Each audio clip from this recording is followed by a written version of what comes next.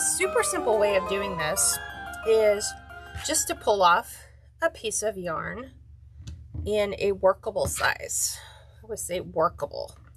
And I like to start right here on the very, very bottom. So we are going to do, I'm just going to go ahead and tie this on. I like to get it in a different place where it can't really slide. So I'm just going to do a simple, I'm not going to do a knot. I'm just going to tie it on once, just like that, right here on the very, very edge. And then, I don't want to go too far. This should be good. You're going to do a weaving in and out pattern. Now, each time you weave in and out, you're going to cover one of your rails, but then the other one becomes visible. So there's a tip that I give you to make sure that none of your ribs show on your pumpkin as you finish your pumpkin design. So we're going to start right now. Let's put this one to the side. And you'll only need one skein of yarn to complete it. So you're going to, like I said, we tie down right here in the corner. So I'm going to go under this rib. And I'm going to take my time in showing you because I've had people in the past say, well, you went too fast. I don't exactly know what you're doing. Okay, so right here, as we go behind that rib, you can still see the frame all the way down. Doesn't matter how fluffy or chunky my yarn is. So in order to make sure that this is not seen, we want to go around that rib on our frame all the way around. So all I did is go all the way around so that I can cover it. Okay, and keep it flush at the bottom. Try to keep an even tension on your yarn as you're weaving these in and out so that you don't have things overly tight and you don't have things too loose.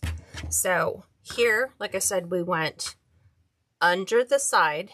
We had to go all the way around once to completely cover the rib. Because here we're going in front of, we don't have any part of the frame exposed. So we're just going to go right over the top. Okay, just right over the top here. And then we're going back under. Because you can still see the rib, we need to take that. Let's find the end again. And I'm going to go in and around. I'm just going to wrap it so that we don't see it as we go around. And then here we're going over. So super simple. See, I'm going over this one, but under this one. Just like that. And now because our frame is visible, we want to cover that with one more wrap. So we're going to go back over.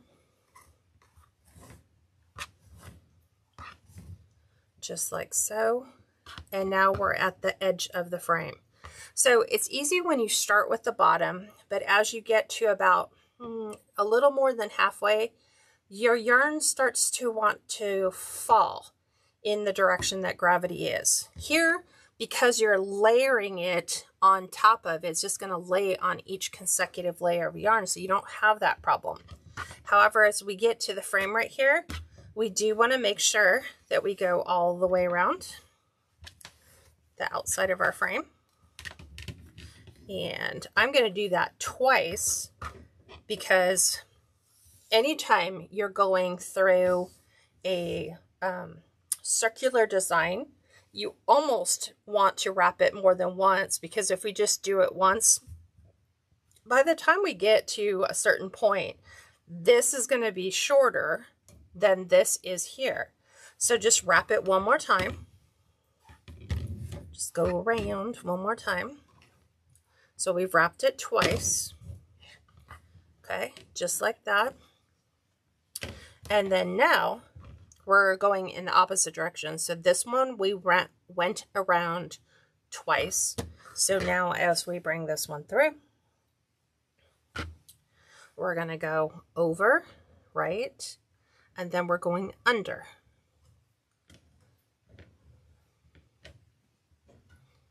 Just like so. Okay, over the top under the next. Oh, we have frame showing right here. So remember, we have to go all the way around one more time to wrap that frame, and then just keep even tension on that as you go through. From here, we're going over, then we're going under. Anytime you're going to see that frame, we got to go around it again to completely cover it. Then we can go over, then we go under. It's only when you go under that you're going to go all the way around one more time, and that is just to hide your frame.